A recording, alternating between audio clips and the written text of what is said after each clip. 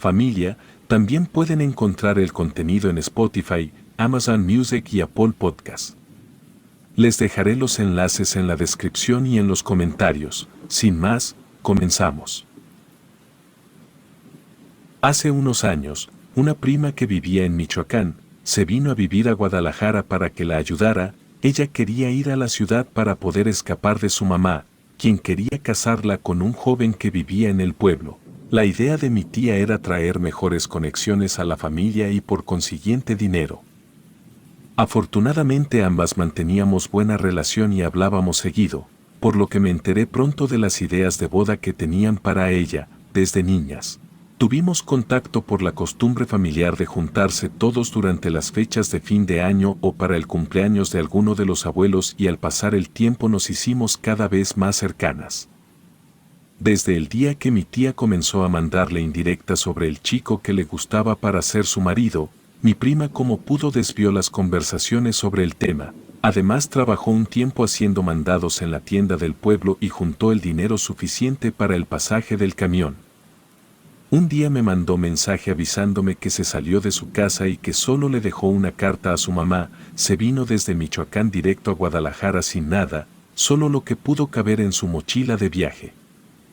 Cuando llegó a la central de autobuses le dije a mi mamá que me acompañara a recogerla. Durante el trayecto de regreso Marina le contó sobre los planes de su hermana para casarla y que ella esperaba entrar a la universidad para poder trabajar. Mi mamá me apoyó cuando le dije que esperaba ayudarla para escapar de esa boda, esperaba que me apoyara en el intento de calmar un poco a su hermana para darle tiempo a la muchacha de poder comenzar sus estudios. Sin ponernos de acuerdo dimos por hecho que lo mejor sería que Marina se quedara a vivir con nosotros una temporada y aunque estábamos seguras de que la tía Eli no iba a ceder, no perdíamos nada con intentarlo. Increíblemente, tras algunas llamadas muy violentas, mi tía pareció dejar las cosas tranquilas, confiada esperaba que Marina se fuera en cuanto se enfermara o se cansara. La última de todas las llamadas que nos hizo furiosa nos advirtió que no sabíamos en lo que nos metíamos, pero que sabía que Marina regresaría. Sabía que ella tendría que ir con ella tarde o temprano. Así fue que pasaron 7 meses, mi mamá hacía todo lo posible por mediar entre las conversaciones para que se arreglaran las cosas, convencer a su hermana de que no arreglara el matrimonio era su prioridad. Fue así que ella me propuso ayudar a Marina a estudiar, con mis clases tendría más oportunidades de entrar. Sería más fácil evitar que un día Eli, mi tía, viniera de la nada a llevarse a su hija con ella. Como era unos años más grande que ella no parecía mala idea, podría ayudarla a entrar a la universidad con el conocimiento que tenía de maestra. De esa manera podía evitar que regresara al pueblo y buscara hacer vida en la ciudad. Marina estuvo de acuerdo, comenzó el estudio y poco a poco fue poniéndose al corriente, porque la escuela preparatoria a la que ella había ido no era muy buena, como buscábamos hacerla más independiente, mi mamá y yo. Le dijimos que lo mejor sería que buscara un trabajo para poder pagar sus estudios. También para que buscara la manera de hacer vida en la ciudad, con algo de suerte ella hasta se enamoraría y se opondría más a su mamá. Reaccionó de buena manera ante lo que platicamos con ella, por lo que en menos de un mes ella había encontrado trabajo cerca del departamento donde vivíamos. Como no estaba muy familiarizada con el trabajo de aquí, porque toda su vida había ayudado en el rancho, decidió comenzar preparando pollos. Entró a una pollería que estaba en el mercado cercano. Ahí se encargaba de limpiar y cortar a los animales para prepararlos para la venta. Fue en este momento que ella comenzó a presentar patrones raros de salud, a veces parecía enfermarse en segundos y después curarse muy rápido. A pesar de sus peculiares enfermedades todo iba bien, avanzaba motivada haciendo trámites a la escuela. Sabíamos que la tía Eli no iba a poner ni un solo pie en donde vivíamos, porque consideraba que era pecado el divorcio de mi mamá, así que no nos preocupaba que vinieran por ella para llevársela. Marina estudiaba conmigo en las noches, trabajaba por la mañana y ayudaba en la casa por las tardes e increíblemente, así pasó poco menos de un año desde que ella había llegado a vivir con nosotras huyendo. Cuando llegaron las fiestas de fin de año ella comenzó a pasar una etapa extraña, comenzó a enfermarse muy fuertemente, una enfermedad tras otra llegaba, primero de la garganta, seguido tenía alergias. Siempre parecía estar irritada de la nariz o de los ojos, al final hasta dolores en todo el cuerpo. Mi mamá, preocupada, la llevó con el médico al que íbamos, pero el doctor siempre llegaba a la misma conclusión que no era nada grave. Simplemente había desarrollado una alergia a la contaminación de aquí por haber vivido toda su vida en el campo. Lo tomamos así, una alergia que era molesta, intentamos ser pacientes pero comenzó a faltar mucho al trabajo, poco a poco ella se deterioraba, caía enferma de gripas tan fuertes que parecía se iba a morir. Pasan 5 o 6 días y luego se recuperaba como si nada hubiera pasado. Yo le comenté a mi mamá que quizás estaba pasando algo más. Aquello parecía tener un patrón, dudé de que esa alergia fuera normal, quizás Marina misma se estaba provocando la enfermedad. No pudimos comprobar nada, de doctor en doctor era lo mismo, ella tenía el cuerpo débil y la contaminación le afectaba, por su parte Marina no se preocupaba, sufría en silencio cada enfermedad o dolor, luego continuaba con su vida normal trabajando o estudiando juntas para su examen. Un día, preocupadas por su estado mental decidí preguntar directamente si ella se sentía mal de vivir en la ciudad, pero su respuesta me impactó, para ella era normal lo que le pasaba. Estaba acostumbrada a pasar algunas temporadas lo que ella decía que eran las fiebres, me dijo que desde niña las padecía y que no eran un problema. Ella siguió con su ritmo de vida, estudiando y trabajando, pero no alcanzó el puntaje para poder entrar a la universidad, se desanimó tanto que se salió de trabajar, nadie en la casa hablaba del desempleo de Marina, se veía muy afectada. Así que dejamos que unos días pasaran hasta que nos sorprendió diciéndonos que iba a buscar un trabajo a tiempo completo, lo mejor sería trabajar más horas para poder irse de donde vivíamos para no causarnos molestia. No replicamos a eso, era difícil vivir en un espacio tan pequeño con otra persona más, además me preocupaba que no tuviera una motivación e imaginé que, si ella fijaba su rumbo a ser independiente podría evitar lo que su mamá estaba planeando para ella. Mi tía seguía sin hacer nada, solo hacía amenazas por teléfono, nos decía que ella no iba a durar mucho, que iba a regresar tarde o temprano. Yo estaba segura que solo estaba provocándonos, quizás esperaba que la regresáramos con ella porque no la tolerábamos o algo, pero yo estaba dispuesta a ayudarla a encontrar un lugar donde vivir. Incluso pensé recomendarla como intendente en la escuela donde estaba trabajando, para evitar que se fuera. Mi mamá no estaba segura de que ella estuviera esperando tranquilamente que su hija regresara, sospechaba que alguno de sus hermanos o sus hijos estuviera cerca, viviendo en la ciudad, esperando el momento adecuado para ayudar a mi tía para llevarse a Marina. Mientras mi mamá y yo estábamos buscando la forma de motivar a mi prima, me di cuenta que conforme pasaban los días, durante su desempleo ella mejoraba de salud, limpiaba la casa, hacía la comida. Todo estaba en orden con ella en la casa, así que le propuse a mi mamá darle un sueldo por ayudarnos, pero se negó. Era mejor que Marina saliera del círculo familiar para que encontrara lo que ella quería hacer con su vida, no solo limpiar una casa o atender a otras personas. Le pregunté a mi prima si se sentía mal de estar encerrada solo haciendo los quehaceres, no entendía por qué se veía tranquila sin salir, además estaba extrañamente sana. Ella me dijo que probablemente sería que las fiebres le afectaban por el frío de la ciudad, pero que no estaba segura y podría ser cualquier cosa. No me sentía tranquila, le comenté sobre ir con un psicólogo a platicar, quizás era de las personas que se enferman por el estrés, pero ella se negó a ir y me contó que ella se curaba con hierbas medicinales. Estaba acostumbrada a recibir algunas plantas cada que se enfermaba, mi tía iba con la señora del pueblo que conocía de esas cosas, luego ella se las tomaba para mejorarse. Se me ocurrió buscar qué hacían las plantas que ella tomaba en té, pero ella no sabía, ni siquiera era opción llamar a mi tía para preguntarle. Imaginé que esa era la razón por la que ella estaba tan segura de que su hija iba a regresar tarde o temprano al pueblo, imaginé que le estaba haciendo lo peor a Marina, pero ella me juraba que no era así. Siempre había sido una buena madre, ruda y enojona, pero jamás la había maltratado e incluso siempre que se enfermaba la cuidaba. Aunque mis sospechas contra mi tía Eli se calmaron, seguía pensando en cómo averiguar quién era la mujer que hacía los remedios, así podríamos buscar algo aquí.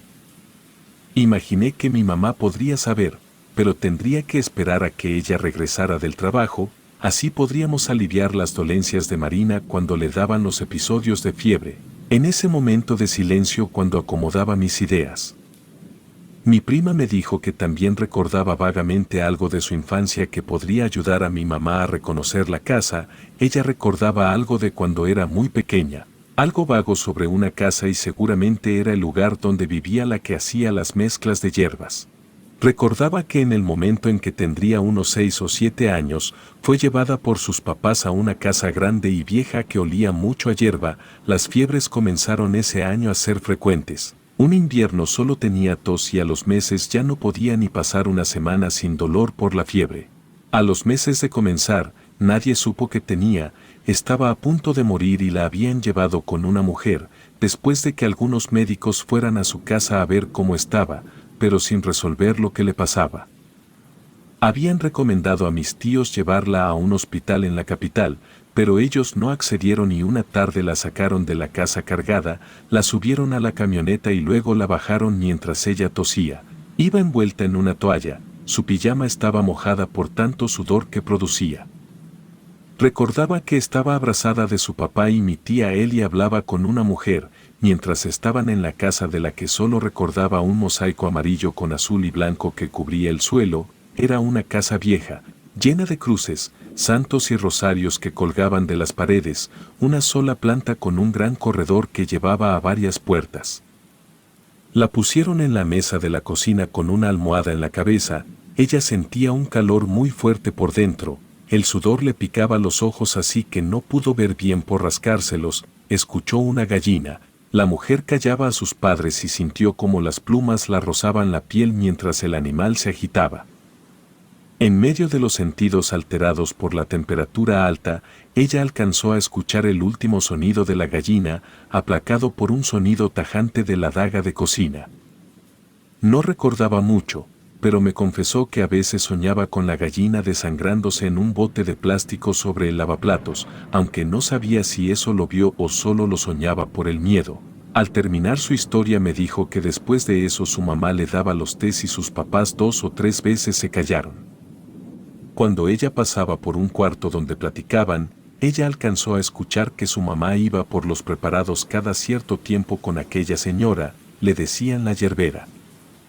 A la mañana siguiente, antes de salir a trabajar, Marina me comentó que ya había encontrado trabajo, le habían mandado mensaje en la noche avisándole. Dudé en felicitarla ya que estaba más preocupada por preguntar a mi mamá dónde era el lugar que recordaba Marina. Mientras tanto, ella me contaba entusiasmada que una amiga suya del mercado había entrado a trabajar como mesera a un bar, que podía recomendarla para trabajar juntas.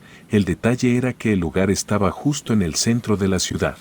Me dijo que acaba de contestar el mensaje y le había propuesto verse en un rato con Carla para poder ir juntas al lugar. Mi mamá seguía dormida, así fue que la felicité por su buena suerte. Imaginé que cuando comenzara a enfermarse de nuevo podría buscar cómo ayudarla, ahora que sabía sobre la forma en que ella trataba sus dolencias.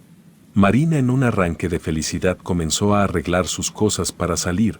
Me dijo que no podía esperar, quería llegar lo más pronto posible con su amiga, para así ir a buscar su nuevo trabajo. Dudé un poco sobre eso de trabajar en un bar.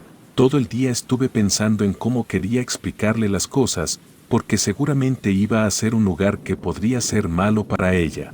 Me imaginaba que con su salud tan mala y el ambiente vicioso, podría terminar enferma o acosada por algún borracho. Marina tenía un carácter amable, tranquilo al punto de hablar poco y además usar un tono bajo cuando lo hacía. Era raro verla subir el tono o gritar, así que la vi vulnerable, por lo que necesitaba hablar con ella lo más pronto posible, para impedirle trabajar en un lugar como un bar. Cuando llegué del trabajo y ambas estaban platicando sentadas en la mesa del comedor sobre el trabajo nuevo de Marina, Acomodaban detalles para que tuviera una copia de la llave del departamento y la llave de la entrada porque llegaría por la madrugada. Estaban positivas sobre el nuevo empleo. Mi prima lo veía como una buena forma de comenzar a ser más desenvuelta con las personas, pero yo veía problemas. Mi mamá, adivinándome el pensamiento, me sentó en el comedor, comenzó a enumerar todos los beneficios de trabajar con tantas personas atendiendo pedidos. Marina ni imaginaba que yo tenía dudas. Ella estaba enfrascada pensando en la buena oportunidad que tendría de trabajar en un lugar así y además con su primera amiga en la ciudad. A pesar de todo, de la seguridad que ambas tenían, de que todo parecía adecuado, de que la misma Carla había hablado con mi mamá antes de que yo apareciera por el departamento, seguía pensando que era mala idea. De cualquier manera, era la vida de Marina, aunque mi corazonada no me iba a dejar en paz, así que decidí acompañarla a su trabajo el primer día. Pedí permiso para salir media hora más temprano. Así podría ir a ver el lugar, asegurarme de que ella iba a estar bien y regresar a preparar mis materiales para las clases del día siguiente. Después de una hora de viaje, llegamos a la avenida de los bares y casi todo estaba cerrado o a punto de abrir. Carla y Marina me habían esperado cerca de la estación del tren para poder ir juntas hasta el bar. Cuando llegamos, Carla señaló una casona antigua modificada para que en la planta baja funcionara como restaurante y en la parte superior fuera un bar. A los lados había otros locales del mismo estilo para tomar alcohol o comer. En el lugar donde mi prima iba a trabajar, se escuchaba música de banda, servían cerveza de barril, vendían cosas como papas o alitas, también había muchas pantallas para cuando pasaran eventos deportivos. Cuando llegamos a la dirección del lugar, el bar tenía la puerta abierta. La entrevista fue solo de 15 minutos y obtuvo el empleo. Al mirar por todos lados no parecía que hubiera un problema con nada, solo yo era la que estaba con miedo. Marina me sonrió feliz aguantando su emoción, me dijo que podía incorporarse en ese mismo momento a trabajar, pues el uniforme solo consistía en el mandil que iba a usar sobre su ropa de diario. Me senté en la barra a tomarme unas cervezas en lo que miraba cómo despejaban, limpiaban y acomodaban. El chico de la barra era muy amable. Me dejó mirar con calma cómo se realizaba la apertura del bar. Me quedé tranquila cuando vi cómo Carla ayudaba a que Marina entendiera todo rápido, incluso me dijo que iba a cuidarla bien, así que como parecía que las cosas iban a estar bien, me fui del lugar porque estaban llegando los primeros clientes. Repetí 2 o 3 veces más la misma visita a la apertura del lugar. También le preguntaba seguido a Marina si se sentía bien haciendo ese trabajo. Todo fue normal hasta terminar el primer mes que ella pasó trabajando. Una madrugada llegó muy cansada, o eso fue lo que ella me dijo, comenzó a tropezarse con todo al punto de que me desperté por el ruido. Me levanté de golpe. Pensé que ella había llegado borracha y me dirigí a la sala a ver lo que estaba pasando y la encontré sentada en una silla del comedor. Al acercarme la escuché roncar, estaba profundamente dormida, la luz de noche al lado de su sillón, que hacía de cama, estaba prendida. Sus cosas estaban tiradas, había un pan a medio comer en la mesa y ella no se había quitado la ropa del trabajo de lo cansada que estaba. Tengo que admitir que me molesté mucho, pero no quería gritar porque iba a despertar a mi mamá. Comencé a recoger, acomodé las cosas en su lugar, después quise levantar a Marina de la silla.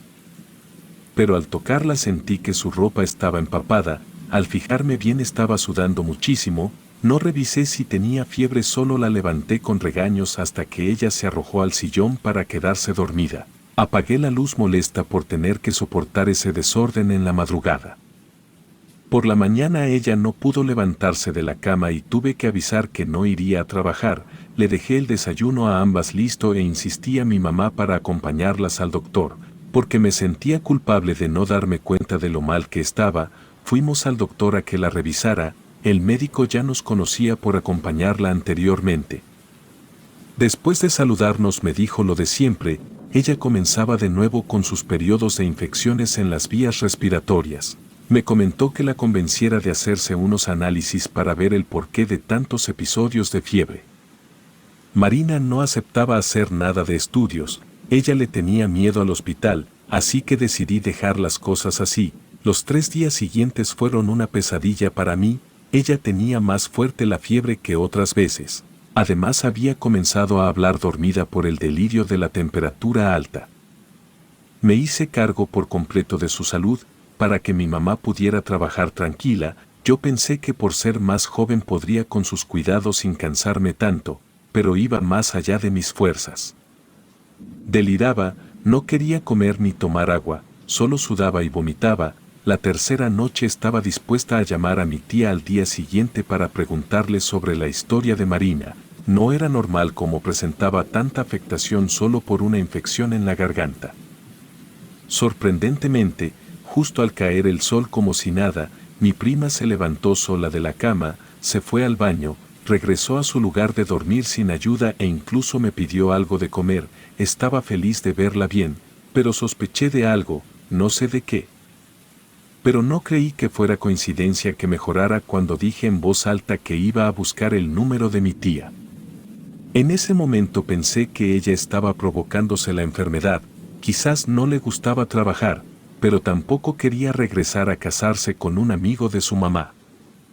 Algo en su mente podría estar mal, me decía, pero tampoco sabía cómo ayudar y no me atrevía a hacer o decir nada. Ella regresó al trabajo y se incorporó normalmente a sus labores. La encargada no dijo nada malo. La esperaba hasta que se recuperara, pero un mes después comenzaron de nuevo las fiebres. Mi mamá se hizo cargo porque me había tocado cierre de ciclo escolar, estaba sobrecargada de trabajo y yo no podía hacer otra cosa más que trabajar a altas horas de la noche para poder entregar todo lo que me faltaba. Un jueves, de esa semana de cierre, mi mamá dio un grito ahogado. Al escucharlo salí corriendo de mi cuarto a ver lo que pasaba. Se dio cuenta que las ciruelas que había comprado por la tarde estaban podridas por dentro, se veían negras y se movía algo en su interior. Mi mamá había ido a vomitar al lavaplatos por haber mordido la fruta podrida. Cuando salí me reí de ella porque parecía muy extraño que no se diera cuenta de que estuvieran malas las ciruelas. Miré la ciruela en el suelo y me dirigí a recogerla, pero justo al agacharme para alcanzarla con los dedos, vi que la fruta se balanceaba un poco. Di un salto hacia atrás. De pronto, ante la mirada incrédula de ambas, vimos cómo rodaba del lado de la mesa del comedor hasta la sala. Lentamente rodó, la seguimos con la mirada y sin imaginar cómo, pegó contra uno de los pies de Marina y ambas nos sobresaltamos y preguntamos en voz alta si estaba bien al mismo tiempo. No nos habíamos dado cuenta cuando se había podido levantar de la cama. No contestó la pregunta. Ella estaba sentada sin mirar nada, con los ojos abiertos respiraba con dificultad, no hablaba ni parpadeaba, su cara estaba completamente seria como cuando estaba dormida. A sus pies, la ciruela estaba partida un poco por la mordida de mi madre, de aquella grieta en la piel salían gusanos y esos animales se retorcían, se movían agitándose, contorsionándose. Poco a poco vimos como aquellos asquerosos animales subían lentamente por la pierna de Marina, quien no hacía un solo gesto de sentir aquella viscosidad en su piel. Los gusanos se pegaban a ella buscando subir por su tobillo, pero ella no se daba cuenta. En un momento de asco solo podía ver lo que pasaba. Mi mamá me gritó que me quitara eso de la pierna. Fue por eso que pude reaccionar y comencé a golpear a los asquerosos animales con un trapo de cocina que pude tomar al azar. Al golpearlos unos estallaban, estaban viscosos. Miré que la ciruela estaba negra por dentro, pero seguía oliendo a fruta madura el ambiente. Quité los gusanos aplastados con el mismo trapo. Mi mamá acercó una bolsa de plástico y tiré todo, el trapo, la ciruela mordida, así como las otras que estaban sobre la mesa porque no pensaba averiguar si tenían también esos horribles gusanos negros. Pensé que me había librado de toda esa asquerosidad tirando la bolsa en el bote fuera de la casa, cuando escuché a mi mamá apurarme a traer otro trapo. Cuando me asomé del patio adentro del departamento estaba mi mamá con las manos sobre los hombros de mi prima, evitando que se agitara mucho. Marina se tapó la boca con las manos, movía los pies intentando librarse de los animales. No podía explicarme cómo pasaba eso. Estaba segura de que había matado a cada gusano y lo había tirado dentro de la bolsa con el trapo. Marina lloraba mientras mi mamá revisaba toda la fruta que había comprado. Quizás las fresas o los plátanos también estuvieran infestados. Recuerdo decirle que aquello era una tontería. Era imposible que todo lo que había comprado estuviera igual. Mi mamá quería estar segura, así que revolvía todas las bolsas de plástico con las frutas dentro, mientras yo limpiaba el pie de mi prima con un trapo empapado de jabón. Ella tosía ligeramente mientras me preguntaba con poca voz qué es lo que estaba pasando. Cuando intenté decirle lo que había pasado, mi mamá comenzó a arrojar todas las bolsas dentro de otras bolsas de plástico más grandes. Tomaba frutas, verduras e incluso tortillas o la leche. Todo tenía esos gusanos negros gigantes que se retorcían. Me quedé inquieta, aquello no podría pasar, imaginé que podría ser una plaga, pero ¿de qué? Jamás había escuchado de una plaga de gusanos negros largos. Tras tirar todo, amarramos la basura dentro de 3 bolsas para evitar que escaparan aquellas larvas o lo que fueran, sacamos las bolsas al bote del patio y limpiamos el suelo mientras Marina se metía a bañar. Pues decía que estaba sintiéndose mejor. Esa noche la fiebre había cedido, pero la tos que tenía continuaba acosándola. Ese sería el inicio de una tos crónica que desarrollaría mi prima. No se volvió a repetir algún episodio de lombrices. Era raro que solo sucediera una vez y parecía una infestación a los alimentos de la casa. Incluso Marina pensaba que podríamos haber comprado algo que contaminó todo lo demás. Así que nos ayudaba a limpiar lo más que podía para vigilar que no regresara la plaga. Ella continuó trabajando pese a varias amenazas de despido que le mandó por mensaje su jefe, pues la encargada parecía haberse encariñado con ella y le ayudaba a mantener su trabajo. Mi pobre prima pasó otros 6 meses así, trabajando enferma. Solo cuando llegaba la fiebre se tomaba 1000 pastillas para poder continuar, pero el resto de los días en que decía que estaba bien, se notaba que su semblante estaba cansado, su piel se veía pálida y en más de una ocasión mi mamá le pidió que dejara el trabajo de noche. Le decía que quizás eso era lo que estaba afectando su salud, pero ella era aferrada, le gustaba trabajar con su amiga Carla, además ganaba bien y eso la motivaba a continuar. Su cuerpo adelgazó mucho, su mirada se veía triste, ya no platicaba como antes conmigo ni nos llevábamos tan bien como al principio. Me preocupé mucho, pero a pesar de lo que pudiéramos decirle, jamás se planteó dejar de ir a trabajar. Me rendí de intentar convencerla de dejar el trabajo y dejé que ella fuera hasta donde pudiera. Total, imaginé que lo peor que podría pasarle era que tuviera que ir a recogerla a alguna sala de urgencias, cuando me llamaran de algún hospital. Incluso recordé lo que ella me había contado sobre el tratamiento con té que llevaba allá en el pueblo. Le pregunté a mi mamá, pero ella no sabía nada sobre una yerbera. Pensaba que si lograba que mi mamá averiguara quién era, podía ayudarla un poco. Desafortunadamente era poco lo que había vivido en el pueblo mi mamá, pues al entrar a la secundaria había decidido salir del lugar para irse a vivir con su madrina, para que la escuela le quedara cerca. Me dijo que no recordaba nada como una mujer que curara con hierbas a la que ella hubiera ido o que sus padres mencionaran algo así, pero sí me dijo que allá en el pueblo la gente cree en muchas cosas, porque pasan cosas inexplicables que parecen ser del dominio solo de los ancianos. Imaginé que se refería al uso de plantas o algunos controles de plagas o algo, pero ella me dijo que no, que allá incluso hay quienes saben cómo aplacar a los demonios que viven ocultos en la oscuridad del bosque. Fue así que dejé de intentar encontrar respuestas. Lo mejor sería relajarme. No podía llamar a mi tía o ir hasta el pueblo a buscar la forma de ayudarla, y en plenas vacaciones, esperando descansar de un año especialmente difícil para mí, decidí ir con unas amigas maestras al bar donde ella trabajaba para ver cómo le iba. Mi idea era divertirme. Podría regresarme con mi prima, pero también pensé en aquello era una excusa para darle un regalo por su cumpleaños desde temprano.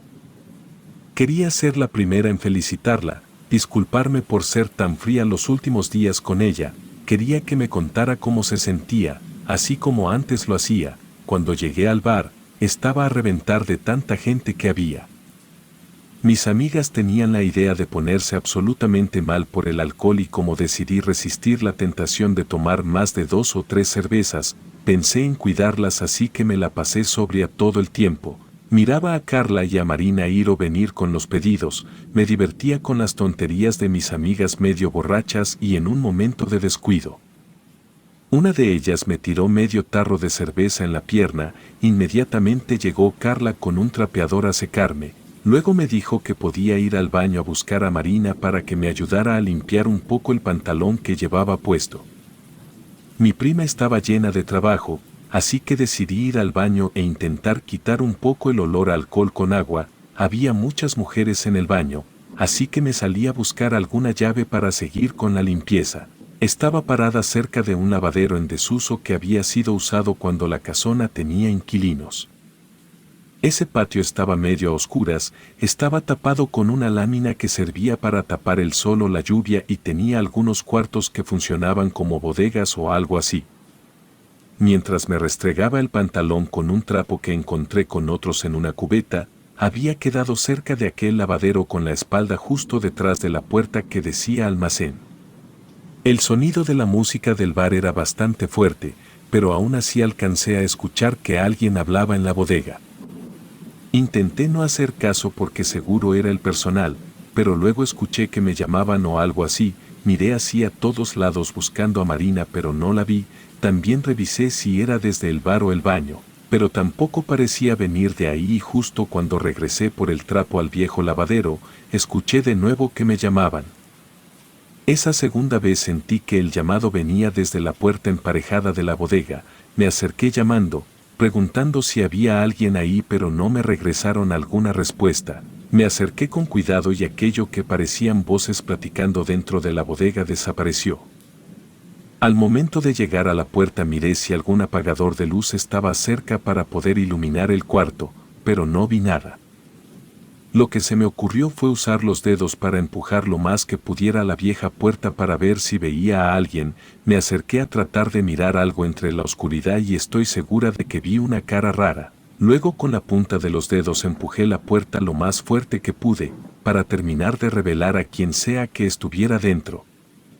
Pues la pequeña luz del patio podría iluminar un poco el interior de la bodega. En ese momento, justo al visualizar un poco ese rostro al fondo, al momento de empujar la puerta para abrirla, la puerta se regresó a mí con un aire intenso que la hizo cerrarse de golpe, pegando en una de mis rodillas. Al momento del golpe inmediatamente comencé a masajear la zona del impacto, pero con miedo miraba la puerta pensando que escuché un grito al momento de que la puerta se había regresado para cerrarse. No me explicaba cómo había sido posible que la puerta se regresara así, si en ningún momento había hecho aire para que pasara aquel fenómeno. Cuando al fin pasó la sensación de dolor, Marina me había encontrado frotando mi rodilla. Traía un atomizador con limpiador de pisos porque Carla le había contado que me habían tirado cerveza en el pantalón y yo quería evitar el mal olor en la ropa durante toda la noche. Al momento de seguir prestándole atención a la limpieza de mi pantalón, dejé de lado lo que acababa de pasarme. Pasó la ajetreada noche y llegó la madrugada. A las 4 el bar estaba cerrado. Por ser familiar de una trabajadora me dieron permiso de quedarme a platicar con el personal mientras ellos limpiaban para cerrar. Mientras platicaba en confianza con el chico de la barra, de un momento a otro las luces comenzaron a vibrar. Sí, a vibrar. Sé que parecerá raro, pero no se apagaban o prendían ni se baja la intensidad de su luz, sino que era una especie de vibración ondulante como si se fueran a quebrar por algún motivo las luces. Mientras las luces continuaban haciendo ese extraño movimiento, se escuchó un golpe lejano en medio del silencio del lugar y Juan, el chico de la barra con el que esperaba, comenzó a reírse. Se volteó hacia mí mientras secaba los tarros, me dijo con burla que no tardaban en apagarse las luces. Después de eso se apagó la luz, después de unos leves sonidos de espanto o risas por parte de todos los presentes. Una chica gritó: «Dice Panchito que ya se quiere ir a dormir, que ya estuvo bueno». Las luces regresaron a la normalidad y siguieron limpiando. No dije nada, pensé que realmente era el dueño el que había apagado la luz por algo. Juan me dijo que era el señor que vivía en la casa. Le pregunté dónde o cómo, porque no se veía nada más que los espacios del bar. Me contó lo que le habían contado a él cuando entró a trabajar. Hace 3 años como barista, aquella casona vieja, que estaba partida en varias secciones, estaba embrujada. La parte grande del fondo era un almacén al que se entraba por la calle de la cuadra siguiente, el restaurante de abajo y el bar de arriba eran más o menos la mitad de la propiedad, también la fachada de la casona. Así que se había adaptado todo para aprovechar el lugar y hacerlo atractivo para los comensales, pues la casona se encuentra en una de las zonas que es conocida como los bares en la ciudad y ahí va mucha gente. Juan no sabía cuánto tiempo tenía el bar abierto, pero él era uno de los trabajadores que había durado más tiempo trabajando ahí, era bien conocido por todos los que iban o venían trabajando ahí, que las mujeres no duraban mucho porque algo las hacía irse de ahí. Se contaba de boca en boca por los empleados, porque el dueño jamás aceptó que eso pasaba en su bar, que había fantasmas en el lugar, los trabajadores como Juan o Liz, la cajera, por ser los más antiguos habían visto algunas cosas que corroboraban las historias, pero no las decían frente al jefe. Se contaba que había una pareja que se aparecía o mejor dicho, un hombre y una mujer que pudieron haber estado casados en otra época.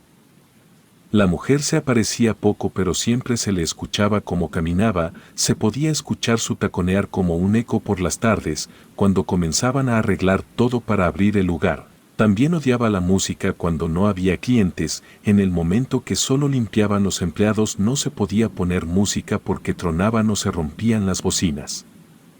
En ese momento entendí por qué limpiaban en silencio todos, pero también dejé la idea de que había sido algo insignificante lo que me había pasado con la puerta de la bodega hacía rato. Aquella mujer aparentemente era inofensiva, sabían que era una mujer porque alguna vez alguien que trabajaba ahí, dijo varias veces que veía un vestido, su historia era que podía ser la esposa del dueño de la casa, una mujer joven que se había quitado la vida porque su marido era un hombre terrible. No supieron decirme de dónde habían escuchado aquello o si habían investigado algo de eso en la historia de la casa, pero Juan negó con la cabeza. A pesar de conocer poco si se sabía que pasaban cosas a los empleados, de vez en cuando acomodando algunas cajas, un ex trabajador levantaba la vista cuando escuchaba las pisadas o los taconazos en el suelo y cuando miraba por instinto, donde doblaba el pasillo para salir del almacén podía ver una falda que daba la vuelta. Como si la silueta caminara con prisa y lo único que se pudiera ver de ella fuera el vestido girando con su dueña.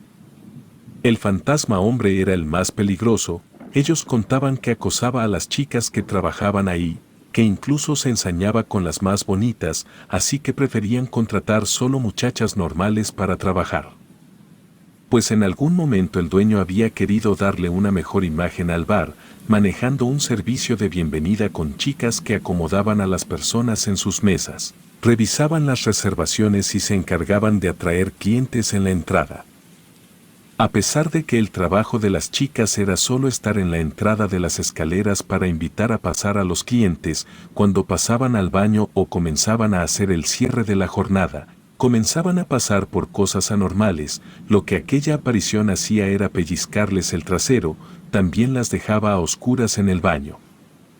Les tiraba los menús acomodados en la barra y abría todas las llaves del agua que estaban en los lavabos del baño de mujeres, las ponía nerviosas el estar siempre presenciando sensaciones de acecho, así que poco a poco las chicas comenzaron a renunciar y el jefe había decidido dejar de contratar chicas, diciendo a todos que no eran necesarias.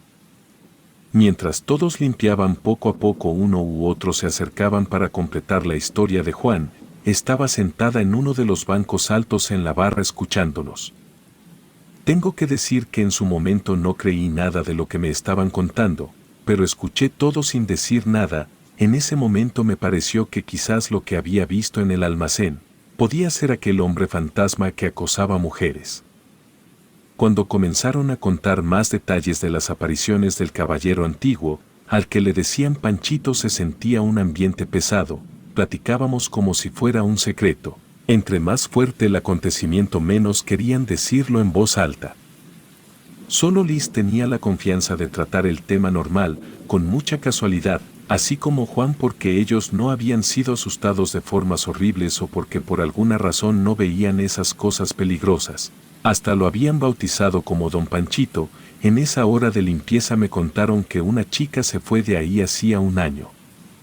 Porque el fantasma del hombre le pellizcaba el cuerpo, principalmente el busto, dejándole moretones. También un chico sufrió un accidente no peligroso, pero que lo dejó traumatizado. Comentaban que no podía ni entrar al patio que llevaba al almacén, porque comenzaba a sentirse mal. A él, una tarde de domingo, se le habían comenzado a caer las rejas vacías de refresco. Todas eran apiladas una sobre otra y aunque no eran pesadas, eran de un plástico muy duro. Una tras otra, vio cómo comenzaron a caer, quiso detenerlas, pero aunque intentara sostener la pila desde abajo seguían cayendo sobre él. En ese momento decidió moverse por los golpes y dejar que terminaran de caer las rejas, pero era como si una fuerza extraña se las tirara una tras otra a él. Cuando salió corriendo por el terror de no entender si era real aquello, se fue por el pasillo hacia la salida, pero al regresar la vista, por instinto de sentir algo raro, observó cómo la sombra de un hombre cerraba la puerta del almacén con fuerza. Juan había experimentado que, al abrir el bar, al momento de querer servir un tarro con cerveza podía ver claramente dedos pintados en el cristal. Me dijo que no había sentido nada raro, solo miraba a veces esas huellas. Otras veces sus materiales estaban fuera de lugar o tirados en el piso. Un chico que había llevado solamente la solicitud para entrar a trabajar ahí, le habían encerrado en el baño y no había poder humano que pudiera abrir esa puerta. El joven había quedado encerrado por 15 minutos. La llave de la perilla no sirvió, tampoco el forzar la puerta. Intentaban girar la perilla para destrabar el seguro. Pero esta no cedía ni un centímetro, era como si alguien la sostuviera con fuerza. Me dijo un muchacho del que ya no me acuerdo su nombre, pero tenía poco de entrar ahí. Ese chico nuevo comentaba que a él no le habían pasado nada, solo sentía que lo miraban siempre. Una sensación de no estar solo siempre lo acompañaba al momento de trabajar, era todo el tiempo. Hubiera gente consumiendo en el lugar o a la hora de cerrar, siempre sentía que algo lo veía o lo seguía. Todos sabían por esos detalles que solo pocos podían trabajar ahí, y eran solo los que aquella presencia dejaba entrar al lugar. De cualquier forma, eso tampoco aseguraba que estuvieran a salvo de ser espantados mientras trabajan ahí. Pero no había manera de hacer algo o decir algo, pues al dueño no le interesaba escuchar sus historias. Al parecer no era creyente de cosas paranormales. Liz me comentó que ella sospechaba que él no se quedaba mucho tiempo en el bar revisando sus cuentas, porque quizás si sabía de lo que pasaba en la casa, ella se hacía cargo de la administración del bar, cerraba con llave y entregaba los detalles de la contabilidad al dueño. Jamás experimentó fenómenos graves. Ella contaba que sentía rareza por todo eso, porque seguido escuchaba cuando les pasaban cosas a los trabajadores o era testigo de los tiraderos injustificados como las rejillas en el almacén, pero a ella directamente no le pasaba nada, aunque ella sí creía que existían ese tipo de cosas. Como los espíritus de aquella casa, no dejaba el trabajo porque el pago por sus labores de administradora era muy bueno, al que se agregaba la flexibilidad de cuidar a sus niños durante el día. Juan no había visto la necesidad de irse, no sentía nada malo, solo pensaba que ese espíritu vivía para espantar a la gente. Los compañeros jóvenes, meseros como Marina, decían que hasta ese momento les iba bien. Si no mal recuerdo eran Pepe, Carla, el chico que no recuerdo su nombre y Marina los meseros del lugar. Supongo que no recuerdo el nombre del muchacho más joven que trabajaba con mi prima, porque con él no tuve contacto después. Pepe y Carla en ese momento no habían sentido nada, solo habían sido testigos del raro comportamiento de la luz en ese lugar. De regreso, en el taxi, ambas íbamos platicando como hacía mucho no lo hacíamos. Comenzamos de nuevo a decirnos todo lo que pensábamos. De nuevo sentí la confianza que tenía mi prima conmigo y pude sentir que estábamos conectadas de nuevo. Llegamos a casa con bien y nos fuimos a tomar leche caliente con miel al comedor. Eso era algo que hacíamos desde que éramos niñas, era una costumbre de la familia de mi mamá para los niños en ese momento. Cuando estábamos más relajadas la una con la otra, ella me dijo algo que me dejó helada. Marina también había sentido al fantasma Panchito. Me mostró el costado de su espalda y del lado derecho se veían moretones de dedos. Me levanté aventando la silla, toqué su piel para verificar lo que veía. Efectivamente eran moretones de dedos. Le dije que no jugara con esas cosas, que si alguno de los del bar le estaban haciendo eso tenía que decirme para denunciarlos. Entonces ella se soltó a llorar diciendo que por eso no me decía, que estaba segura que no le iba a creer que había sido un fantasma. Esa noche, ella había aprovechado el contarme sobre lo que le pasaba porque había escuchado las historias de todos en torno a los fantasmas que asustaban en el bar. Me quedé callada reflexionando, luego me paré y fui a cortar una papa a la mitad. Le puse la papa con el centro pegado a su piel para ayudarla a que los moretones desaparecieran pronto. Decidí creerle, al menos tenía que investigar antes de poder hacer algo. Me imaginaba que por venir del rancho los demás podrían verla como su víctima, además ella siempre había sido de un carácter tranquilo. Siempre permanecía más tiempo callada que hablando en cualquier conversación. Tras un momento de conversaciones sin importancia para hacerla sentir cómoda, recuerdo que comenzó ella sola a contarme lo que estaba pasando en el bar. Cuando ella había entrado todo había estado normal. Nadie había dicho nada de los fantasmas o los sustos que se llevaban. Tras un mes de estar trabajando comenzó a sentirse mareada cuando le tocaba lavar los baños al cerrar. Liz le había dicho que abriera bien todas las puertas, incluso la de la entrada para evitar que el cloro se concentrara en el aire, porque seguido pasaba eso y se mareaban cuando limpiaban ese lugar. Solo pasaba eso en el baño de mujeres. Se puso a limpiar con todo abierto, pero sintió el mareo de igual forma. Se salió un momento para tomar aire, luego regresó a la limpieza y así hizo una vez más, pero a la segunda vez el mareo fue aún más fuerte. Lo raro es que había pasado al momento de entrar al baño para terminar la limpieza, no al momento de estar fregando las tazas o el piso con jabón o cloro. Se detuvo del lavadero de piedra en el baño y al momento de poner una mano en la orilla para detenerse, sintió una especie de empujón que la colocó con la espalda a esa orilla. Miró de frente la pared izquierda del baño, quiso moverse para continuar. Pero un peso extraño la detuvo de los costados del torso. No pudo gritar, ni decir nada. Sintió terror, pero no podía decir nada. Incluso pudo terminar su trabajo. Salió de ahí con su paga normal y jamás reportó nada a Liz. Tras eso había tenido fiebre, había estado sintiendo cosas horribles durante sus inconsciencias por la fiebre. Soñaba con un hombre, una sombra grande, pero jamás podía verle la cabeza. Era como si no tuviera. En sus sueños sentía al hombre mirarla. También sentía que ardía por dentro provocándole mucho dolor y luchaba contra esa sensación de ser observada. Me dijo que le decía al hombre que se fuera, pero jamás obtenía respuesta.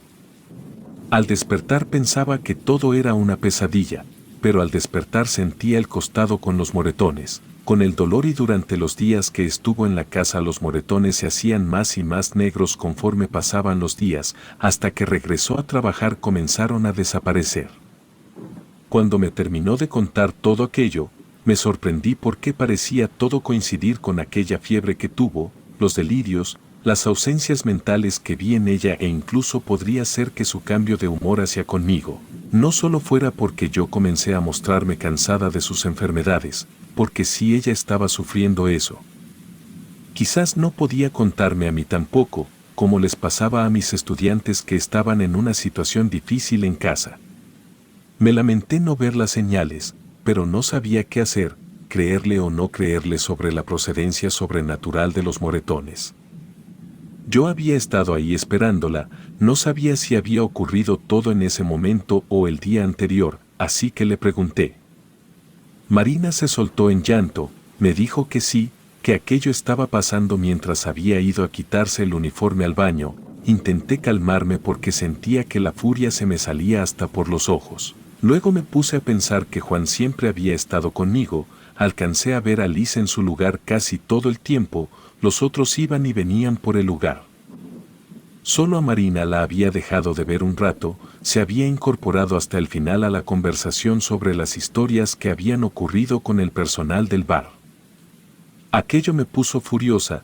Me negaba a creerle porque podría ser sobrenatural, quizás estaba ocultando que fue Pepe, que era más grande que ella y se veía fuerte, o quizás los otros dos la acosaban. Mientras pensaba todo, intentaba seguirle la conversación a Marina, pero era muy difícil.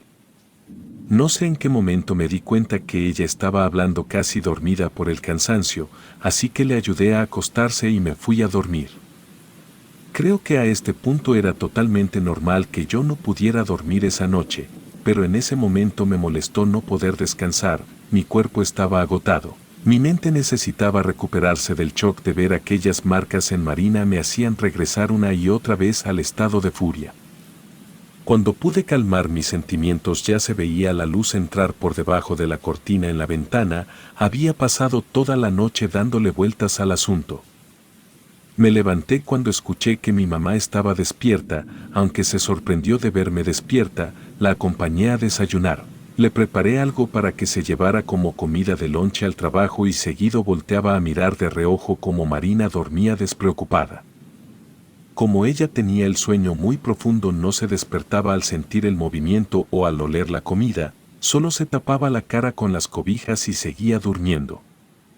Decidí no decirle a mi mamá sobre las marcas de mi prima. Lo mejor era esperar a resolver algo, después podríamos ver entre las tres cómo poder actuar. Aquel día dio paso a otras semanas de tranquilidad. Era increíble cómo cada día era como si no hubiera pasado nada.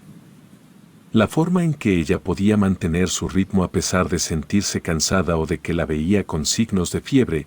Yo le preguntaba diario si había sido atacada de nuevo, pero ella me decía que no, que todo estaba tranquilo. Sentí como si todo fuera un sueño o no hubiera pasado. Ella se mantenía callada sobre el tema, así que comencé a alterarme. Para mí era obvio que ella estaba siendo abusada, pero no parecía poder llegar a sus emociones o algo así para poder hacer algo.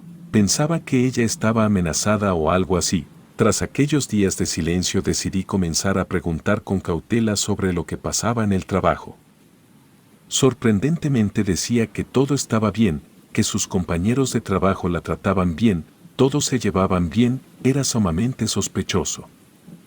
Como no me veía tranquila, se alzaba la blusa y me mostraba la espalda, el estómago también. No tenía nada, me quedaba tranquila, quizás solo había sido cosa de una sola vez, pero yo seguía sospechando de que aquello era por culpa de otro empleado.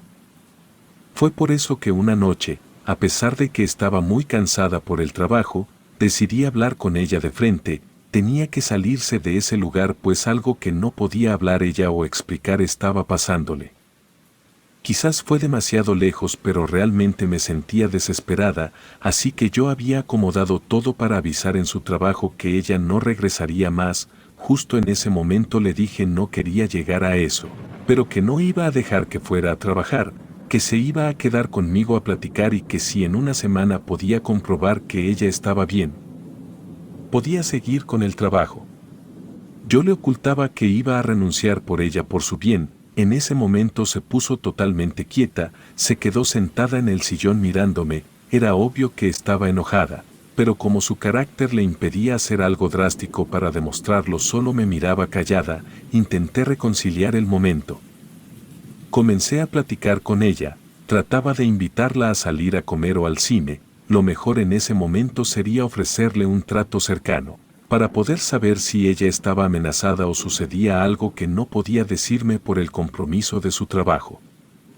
A pesar de lo que dije, fue una conversación rígida. Se limitó a decir sí o no a lo que le ofrecía para que me perdonara. Con la culpa no sabía si retroceder en mis decisiones. Justo cuando el punto muerto de aquella situación me estaba empujando a retractarme de todo, mi madre entró al departamento muy emocionada. Había salido con unas amigas. Nos había traído un poco de pastel del que ella había comido en la cafetería e inmediatamente nos invitó a comer con ella un poco, avanzada la noche. Mi madre cayó en cuenta que Marina no se iba al trabajo. Le preguntó si le había tocado descansar, pero ella le dijo que no. Luego, antes de que ella dijera algo, yo le dije a mi mamá que le había impedido ir a trabajar porque quería saber lo que estaba pasando en este momento con ella. Le conté sobre las marcas y comenzó el problema, pues mi madre quería proceder legalmente contra el bar, pues no iba a tolerar que a su sobrina le pasara algo. Después de una larga conversación llegamos a coincidir en que no íbamos a hacer nada, hasta que ella nos dijera si podíamos hacer algo y contra quién, pero ella tendría prohibido regresar a ese lugar pues no estaban claras las circunstancias. Me sentí mal porque las personas que trabajaban ahí no tenían la culpa del todo, quizás solo uno era el culpable, pero ya habíamos llegado al punto en que todos eran culpables, incluso por encubrir tal abuso. Cuando quise tocar la mano de mi prima, ella se hizo hacia atrás y me miró de una forma inexplicable. Con furia se levantó para sentarse en la cama frente a nosotras, nos miraba inclinando un poco su rostro al frente, pero sus ojos no paraban de mirarnos, me di cuenta que no parpadeaba. Me paré preguntándole si se sentía bien, pero en ese momento comenzó a convulsionar y ha sido la peor experiencia de mi vida, porque como no sabía qué hacer, ella se golpeó demasiado, terminamos en el hospital. Pasamos mucho tiempo pensando en que ella podría estar grave sin que su mamá lo supiera. Pero ella nos dijo que no le dijéramos nada porque iba a tomar como excusa aquello para regresar. Mi madre no estaba de acuerdo en ocultar eso a su hermana, era obvio que le estaba pasando algo a mi prima. Al ser dada de alta se nos dio una orden de análisis que resultaron ser muy caros, no podríamos pagarlos, así que teníamos que llevarla con su mamá o hacer que ella viniera, mientras averiguaban los doctores qué era lo que le estaba pasando. Entre una cosa y otra pasó una semana, al final dije la verdad, ella dejó de ir por problemas de salud, así que no sabíamos en qué momento ella podría volver a trabajar, así que era posible que no volviera nunca al lugar. Se tomó aquello como su renuncia y no se hizo un alboroto, mi prima tampoco dijo nada al respecto y tras el episodio convulsivo comenzó a ser algo distinta. Si antes hablaba poco, en ese momento era imposible que nos hablara. Un halo oscuro se posaba en ella, sus miradas eran extrañas, sus movimientos lentos, también había perdido su sonrisa, ya no era la chica alegre, comenzó a comer con las manos como un animal. Me alarmé y la volvimos a llevar al hospital, como pudimos pagamos la cuenta. Mi madre dijo que si de nuevo pasaba algo así iba a llamar a su hermana sin importar nada. Nos entregaron a Marina diciéndonos que tenía un trastorno psiquiátrico, pero tendrían que hacerle pruebas en el cerebro para saber si no había comenzado a suceder algo tras aquel episodio convulsivo. Al mes de aquello sucedió algo inimaginable. Marina estaba rezando sola, me despertó a medianoche porque cada vez era más fuerte el sonido de su voz. Era un viernes. Mi mamá no estaba porque había salido con sus amigas a tomar algo y no había llegado, así que no podía preguntarle a ella qué podíamos hacer. El departamento estaba a oscuras, solo la luz del cuarto del que había salido iluminaba un poco a Marina, quien rezaba mirando al cielo parada en medio del departamento. Apretaba las manos y los ojos de una forma tan fuerte que me espantaba su cara de terror. Cuando me acerqué lo suficiente para tocarla a ella, volteó a verme e hizo el intento de ahorcarme, saltó sobre mí, caímos al suelo en un ruido muy fuerte y comenzamos a forcejear. Al final, como era más pesada que ella, pude controlarla poniéndome sobre de ella, pero de un momento a otro pareció sacar fuerzas desconocidas de su cuerpo y me tiró, me agarró de los brazos.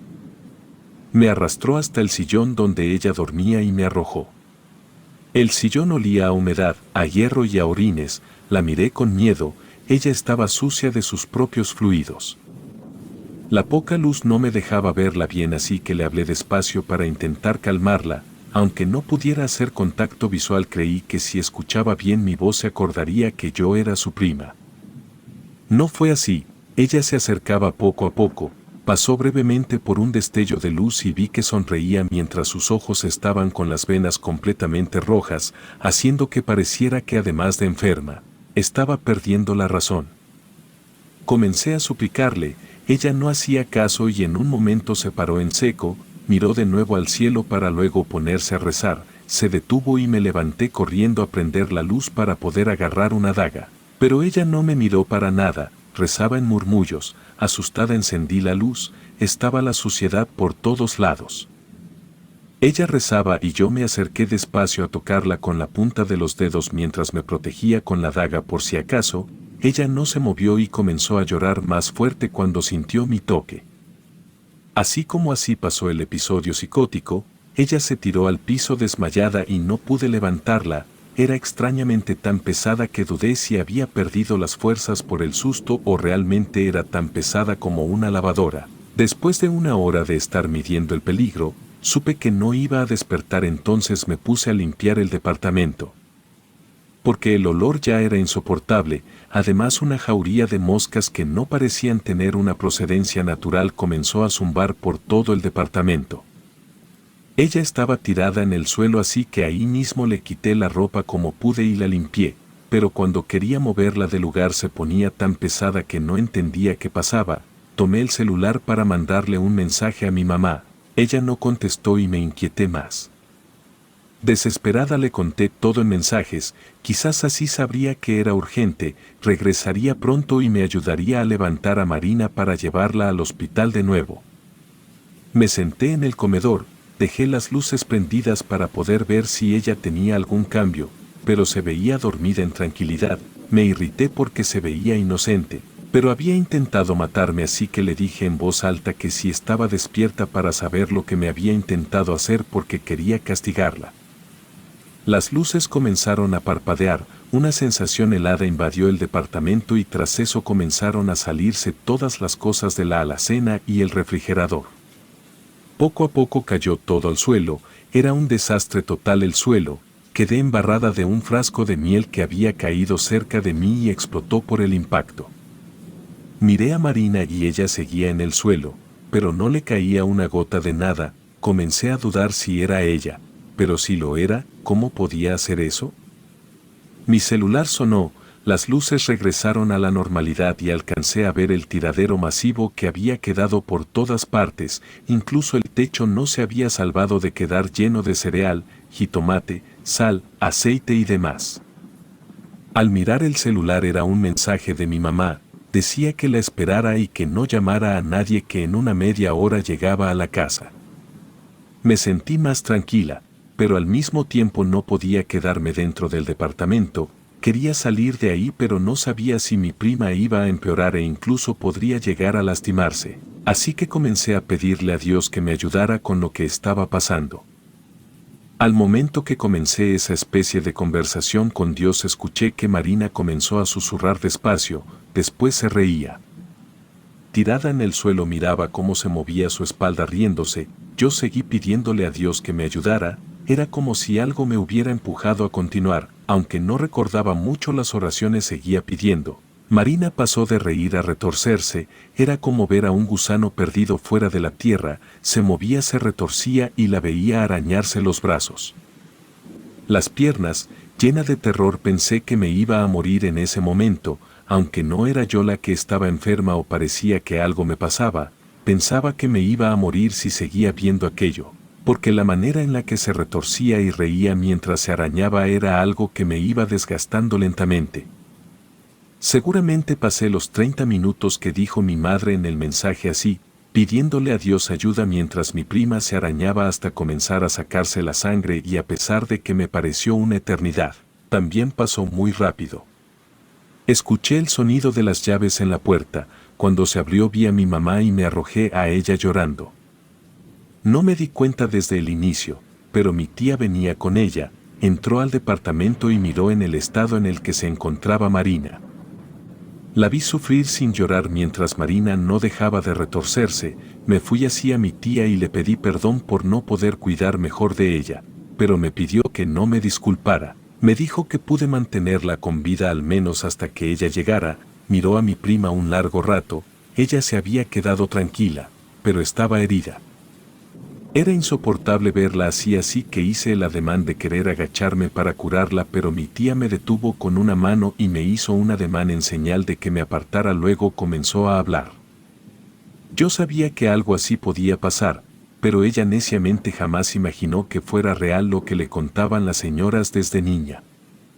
Entonces se volteó a ver a mi mamá, le tomó del brazo con cariño y le dijo: «Sabes que nuestra familia ha tenido ciertas peculiaridades.